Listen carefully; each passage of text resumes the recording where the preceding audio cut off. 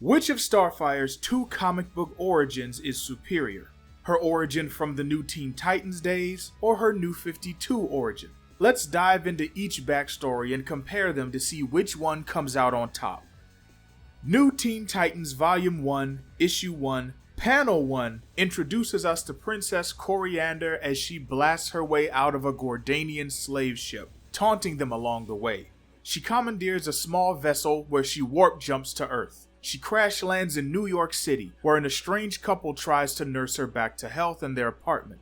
Meanwhile, Raven assembles the soon-to-be New Teen Titans by giving them dreams of a battle with a giant goo monster, and eventually assembles them in person. The team get together just in time to fight the invading Gordanian hordes. But before the Titans can beat them off, the monstrous aliens locate Kori and take her back aboard their ship, fitting her with a power dampener to keep her at bay. But the Titans aren't going to let Kori go out like that, so Raven bamps them aboard the ship for a rescue mission. With one last scuffle and a dash of sabotage, the Princess of Tamaran is freed and the Gordanians go boom. Days later, the team stops a late-night heist by these costumed goons. Starfire starts going ham with the Starbolts, to Robin's dismay.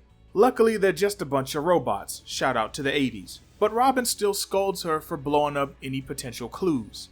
Not that his words would have any effect, since Kori still can't understand English, a fact that really grinds Robin's gears.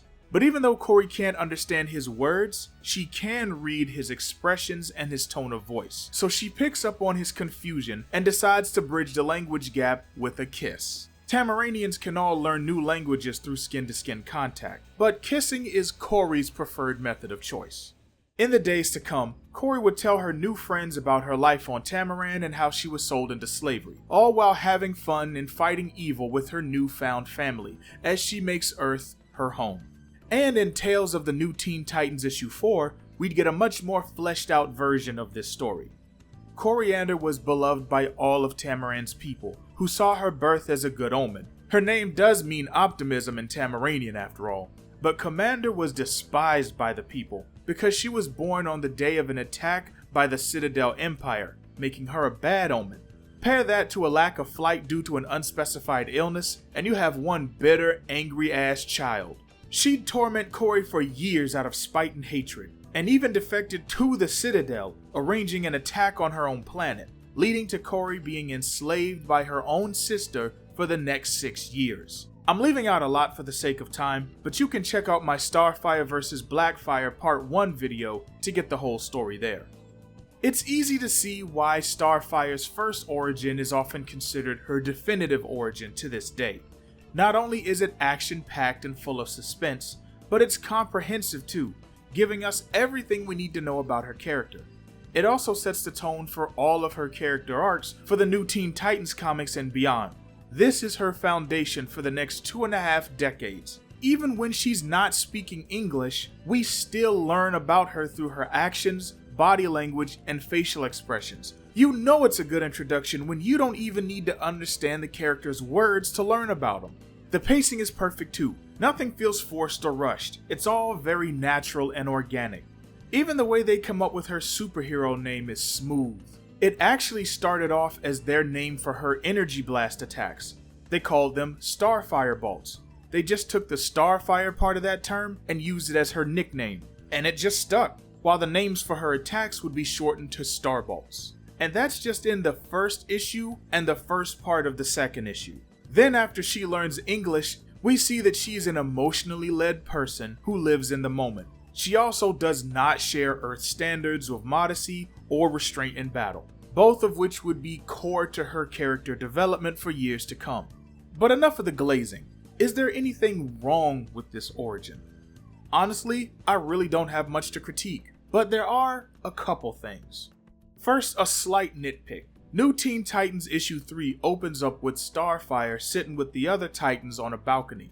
While Kori starts telling the Titans of her life on Tamaran, she mentions a few details that would be changed later on. First, she says she was born into the house of Tenkaichi.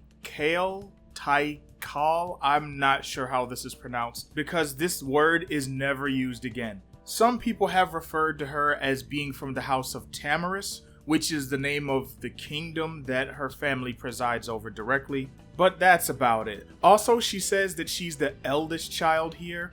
So clearly, Kori's backstory hadn't been fully fleshed out yet, which is super common for characters early on in any type of publication. I guess I do have one slight gripe with this version though, and it's how passive Kori is during most of it. During her childhood years, Koriand'r was a relentless bully. She put this girl through hell. You mean to tell me Kori didn't fight back against her sister at all until they had their big duel with the warlords of Okara? That just doesn't make much sense. There's also the very, very, very traumatic aspects of her years of slavery. I'm not even sure how much detail I can go into, unfortunately. If you know Starfire's backstory, you know what I'm talking about. And while I don't have a problem with that on its own, I do think that because Starfire is already such a sexualized character, that it does have the potential for leaning a bit too far into the objectification aspect of things. But thankfully, Marv Wolfman and other writers chose not to focus too much on that side of things.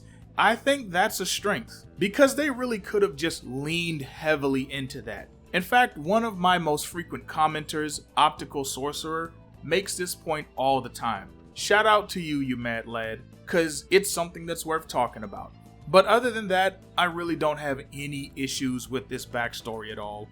But, as Yoda once said, there is another.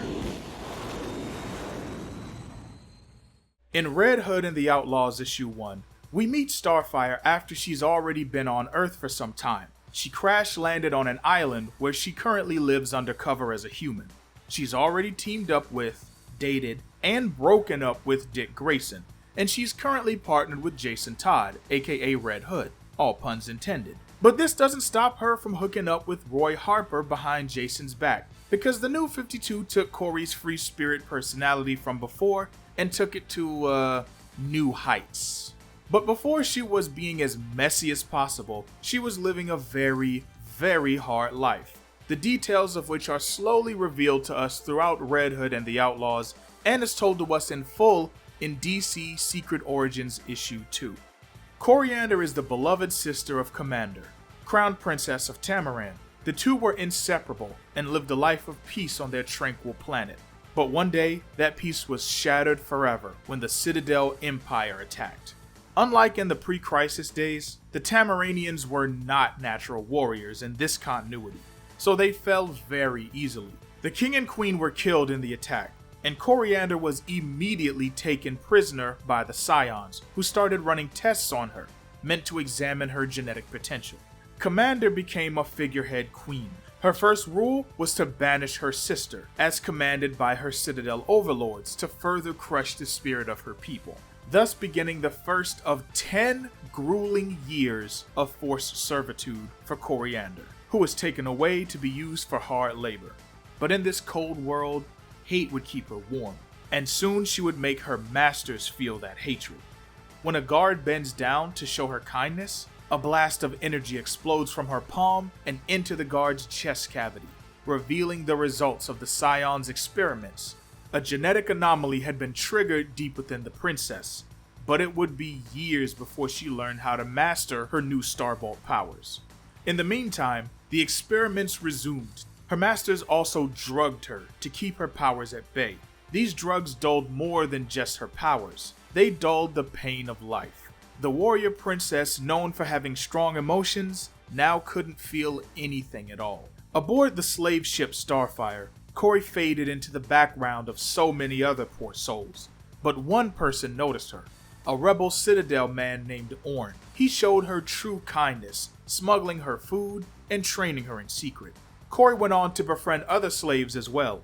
The love from her fellow enslaved people was more than enough to ignite her heart again, motivating her to kick the drug habit. As her heart soared, so did she, and she'd make great use of these powers when she overtook the SS Starfire, leading a full-blown slave revolt. She took the ship and its name for herself. Her former prison ship was only the first of many stops on her liberation tour that would span for years until she eventually crash-landed on Earth. And the rest is history. The New 52 gets a lot about Starfire's character wrong, and I mean really wrong, but I don't think this is one of them. Her origin does a lot to go in its own direction here, while staying true to what it should be. A royal child formerly living a life of bliss, suddenly thrown into a life of forced servitude. Forced experimentations from sadistic scientists unlock a brand new power that allows her to eventually free herself, and take back power from those who once held it over her. Some of the different details also really change the dynamic of her backstory in interesting ways, like having her be friends with her sister and actually looking up to her, and in this version, it's actually Kori that holds a grudge against Commander for turning her over to the Citadel and not coming to rescue her. Really switches up the dynamic between these two. Unfortunately, it really doesn't lead to anything. Blackfire really doesn't have a strong presence in the New 52, and the handful of appearances she does have, you see that she and Kori mend things really quickly. Blackfire is basically just her estranged sister who she makes up with borderline immediately. But what I really love about this version is how much of a fighter Starfire is at all times. Hell, even when they're first being invaded by the Gordanians, she's shouting back to them, telling them that she will never stop fighting. And she kept that same energy for nearly her entire time in servitude. Those panels of her erupting her starbolts right into that guard and having them radiate out of his face, blowing up through his chest, that is iconic. And even though the context is different, this scene mirrors the scene from her old origin where she blasted a hole through the guard's chest after luring him with lust. Each time, Kori plays the fool. She acts either weak and helpless or seductive in order to get her captors to drop their guard, long enough to cosmically air their asses out. Then there's the fact that she straight up led a revolt, took over her own slave ship, and started a galactic tour of liberating other people. I mean, that's just too dope to ignore. And this liberation tour wasn't always as simple as pulling up with guns blazing either. Sometimes she'd actually go undercover. In one issue, we see her on another planet being paraded around as a symbol of peace and freedom. She's walking around looking like a high yellow Queen Amidala, well aware of the fact that the ruling class on this planet are just using her to make their people feel better about living under oppression. But in the middle of the night, she leaves her room, rolls up on these two guards, and absolutely decimates them. She literally tells one of them, "You can die quickly like your friend, or I can take days to spit roast you from the inside out." I fuck with that. I like that. I really fuck with that. She lays eyes on the terrible conditions of the planet's people and immediately sets them free. She called this part of her operation her Goodwill Tour, even literally describing it as an underground railroad. Absolute bars. I think her backstory is one thing that was done very, very right. And in some ways, it's even better than her OG origin. She has so much more agency in this version. I do think her OG backstory is told better though. It's more concise, and it's told over a quicker period of time. Like literally within the first 3 issues of New Teen Titans, we know everything we need to know about Starfire's backstory. But compare that to Kori's backstory in the New 52, which is really told in a more piecemeal fashion. Everything we know about her past is told through occasional flashbacks. Not necessarily as big a deal as if she were a brand new character, but I'm just thinking about people reading this book, learning about Starfire for the first time. It would be years before they got the whole story. Here, everything is muddled with pieces of her backstory here and there. We just see her on Earth living. She's acting like she has amnesia and can't remember any of her friends or teammates from the past. Then we find out she actually didn't have amnesia at all. Do we actually see her come to Earth? I'm not nearly as well read with the New 52 as I am with the older stuff. Definitely comment below if we've seen that, cause otherwise, that's a huge chunk of the story just missing. Even if you were to argue that we don't need to see how she comes to Earth, that's kind of my problem. They can't just say, oh well, she was an alien and somehow she ended up on Earth. You might as well just say somehow Palpatine returned. Overall, I think Starfire's New 52 backstory has a lot of strengths, but the way it's told isn't nearly as effective as it was back in the day. The OG backstory still stands as champion. Comment below and let me know which of her backstories do you prefer. And after you comment that, click this video right here to get more alien warrior hippie princess in your life. And until next time, keep simping.